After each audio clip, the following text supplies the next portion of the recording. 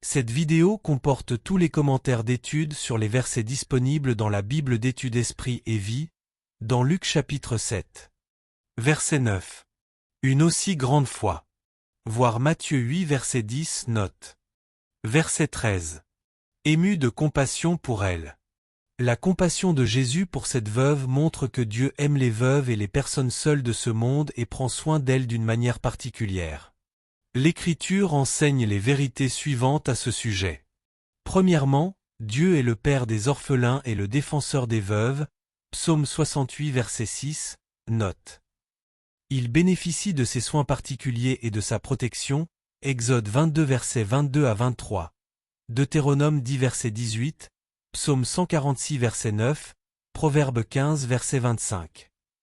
Deuxièmement, à l'aide de la dîme et de l'abondance de son peuple, Dieu pourvoit aux besoins des orphelins et des veuves, Deutéronome 14 versets 28 à 29, 24 versets 19 à 21, 26 versets 12 à 13.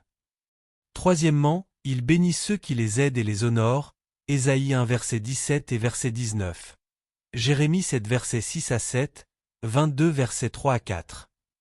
Quatrièmement, il s'oppose à ceux qui profitent des veuves ou des orphelins ou qui les blessent, Exode 22 versets 22 à 24, Deutéronome 24 verset 17, 27 verset 19, Job 24 verset 3, Psaume 94 verset 6 et verset 16, Acharie 7 verset 10.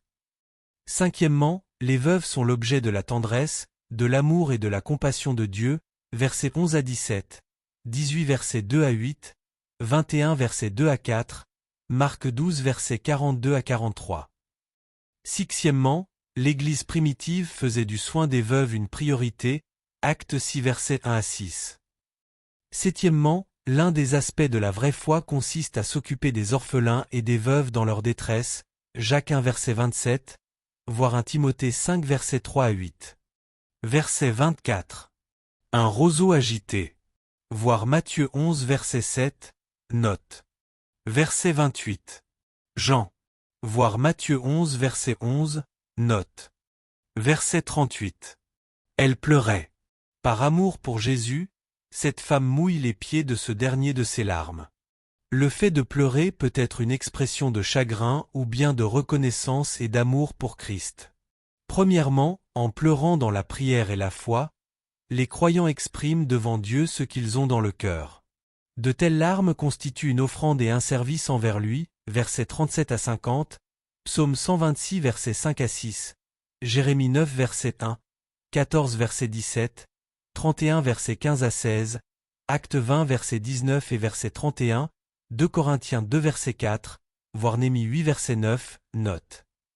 Les croyants participent, eux aussi, de cette manière, aux souffrances de Christ, 2 Corinthiens 1 verset 5, Philippiens 3 verset 10, 1 Pierre 4 verset 13.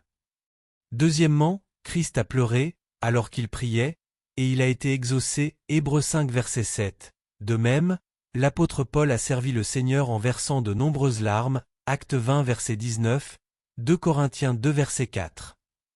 Aujourd'hui encore, ceux qui versent des larmes en Christ sont appelés heureux, chapitre 6 verset 21. Dans le futur royaume de Christ, Dieu essuiera toute larme des yeux de ses enfants, Apocalypse 7 verset 17, 21 verset 4. En ce qui concerne la prière et les larmes, lire 2 Rois 20 verset 5, Psaume 39 verset 13, 56 verset 9, note. Verset 47. Elle a beaucoup aimé. L'amour véritable pour Jésus et l'attachement à sa personne doivent avoir leur source dans une profonde prise de conscience de notre passé marqué par le péché, de son amour pour nous révéler lorsqu'il s'est donné lui-même sur la croix et de l'assurance intérieure que nous sommes maintenant pardonnés et qu'il prend soin de nous. La foi qui ne se base pas sur ce fondement ne peut durer.